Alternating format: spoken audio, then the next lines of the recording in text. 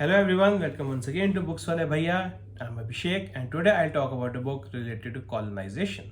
Well, why a book on colonization, you may ask? Isn't it a thing of the past? Today no country is under any form of colonial rule and every country is free and independent. Well, the book I'm going to talk about today breaks certain myths related to colonization. First of all, colonization as a fact, as not just a theory, as an idea, it still exists today, and many countries in some sense are still colonized. Secondly, the commonly held belief about colonization is that it was done for economic exploitation of native countries and for territorial expansion is only part of the entire truth. There were several other important reasons behind colonization. So let's understand the concept of colonization and its impact today in this beautifully written book, India, that is Bharat, Coloniality, Civilization and Constitution by J. Sai Deepak. Keep watching. The book India, that is Bharat, well, first of all, you may ask what's the rationale behind the title. India is indeed Bharat. The interesting thing is, India is a name given to us also by our colonial masters, and the real name or the Indian name for India is actually Bharat, and this is what even the Constitution of India in one of its articles says, that India, that is Bharat. Coming to the book, this book talks about, as I mentioned, about colonization. In the first part, this book talks about the history of colonization and about what are the various thought leaders have said about colonization. So we all know that it was done with the purpose of economic exploitation and looting other countries' riches. There are certain interesting things which you get to in this book. First of all, you can say colonization broadly started around the age of discovery, which coincided with the Christopher Columbus expedition in 1492. However, the interesting thing is this Christopher Columbus expedition, as well as the age of discovery, did not have any positive motive. Rather, it was the entire story behind colonization, when largely the European countries began exploring the world to exploit other countries' riches and their resources. And in fact, Christopher Columbus expedition itself was the reason behind this colonial imperative. So it was during that period that the European country started exploring other countries. And interestingly, one of the things which you get to know is that while the native countries or the countries were once colonized, like for example India, while they worshipped nature, even in India, even in Hindu religion, you see a lot of things being done for worshipping of nature, which is given as a gift of God and which is something meant to be preserved. The colonial powers had a very different view, and they believed that nature was something which is meant to be exploited. Well, no wonder when we talk about global warming today, this colonial imperative, this colonial reasons behind exploitation of nature is something which needs to be looked at and understood in the historical perspective. And this was one of the defining features of the colonial powers, that they wanted to exploit nature, and thus the hunt for natural resources was also one of the reasons behind colonization. Another interesting thing, and I would not say interesting, rather very important thing which you get to know in this book is that when we talk of colonization, other than economic exploitation, one of the key reasons was Christian evangelism, which is mentioned and discussed in detail in this book. That these colonial masters had a clear-cut imperative of evangelizing the countries which they were going to rule, or in essence, converting the natives to the Christian faith.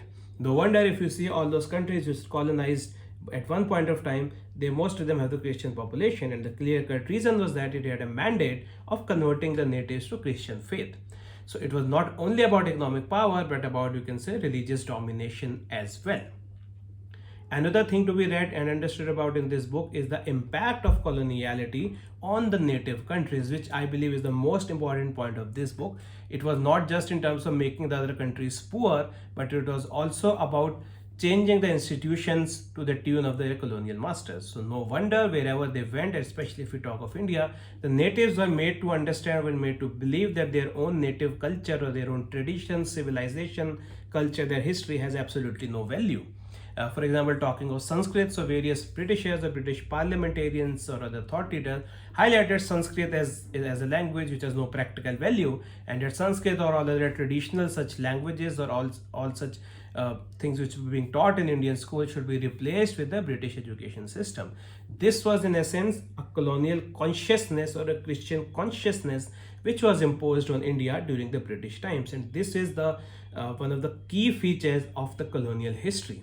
So the institutions were changed, the curriculums were changed, and they were made to read everything English, everything British, and they were made to realize that this is the best thing you can do. And in fact, the whole purpose of colonization was actually to uplift the heathens or the people of the native lands. It was portrayed as something which was done for the benefits of Indians or other colonized countries. This consciousness, this thought process, wherein the natives started hating their own culture and started liking everything which is Western, the British, has been carried on. And till date, if you see, there is a colonial imprint in our education institutions, even as the author argues in the judiciary and in practically all the realms of life, wherein we feel that everything which is Indian is a thing of the past or it has no practical value, and everything which is British, everything which is Western is modern, scientific or secular in outlook, and this is something we must adopt to. In fact, the author here argues that this is how they actually ensured that colonization as an idea is still existing. For example, laws made in the International Court of Justice or in other important institutions which though are there globally, but all their laws, their norms, rules and regulations are built with a Western perspective in mind.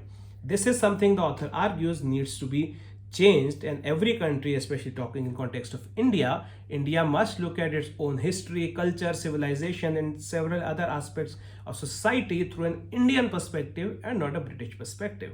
In fact, he goes on to the length of saying that even concepts like secularism and liberalism are Western concepts and they need to be evaluated in the context of Indic civilization or Indian civilization. This is, he says, is just a continuation of coloniality, and we will actually be, you can say, will be free from a colonial rule only when we have our institutions, our culture, history, everything defined as per the Indic or Indian norms.